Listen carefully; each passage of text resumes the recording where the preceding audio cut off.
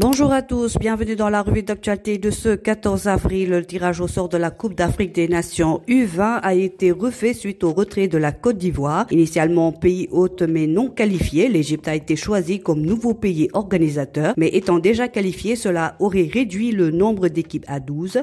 Pour maintenir un format à 13 équipes, la CAF a attribué une place supplémentaire à la zone UNAF permettant à la Tunisie, troisième de cette zone, d'être repêchée. Ce changement soulève des questions sur les règles de participation et marque une évolution du format du tournoi. Le tournoi se jouera du 27 avril au 18 mai 2025 en Égypte. Le compte à rebours est lancé. Team of the Week, solide depuis le début de la saison, Yehvan Diouf a brillamment contribué au dernier succès de Reims en Ligue 1. Le portier figure logiquement dans notre Team of the Week disposé en 4-3-3. Yehvan Diouf, gardien de Reims, est l'homme fort de la semaine. Autour de 14 arrêts face à Lens, il a été décisif dans la victoire 2-0 de son équipe en Ligue 1. En défense, Noah Fadiga a marqué le but victorieux contre Antwerp et a été solide défensivement. Sidi Ban a brillé face au Red Star avec une prestation très sérieuse. Moussa Niakhaté continue sur sa bonne lancée avec un match solide contre Auxerre. Faloufal s'est illustré par un but et un sauvetage décisif lors du match contre Vélingara. En milieu de terrain, Gana Gueye, 35 ans, a été infatigable et impliqué dans l'unique but contre Nottingham.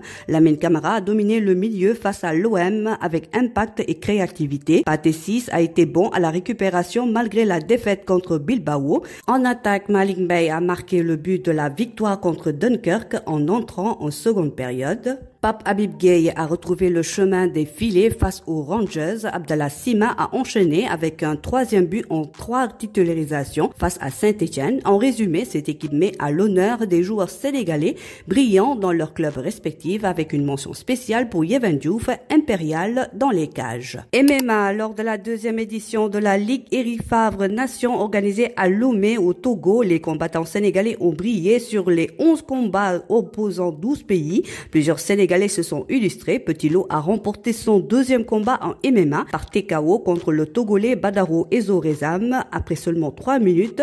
Ambitieux, il vise l'UFC. Général Malika a battu Fanfan Latulib par KO technique en 1 minute, affirmant son objectif de devenir champion du monde de MMA.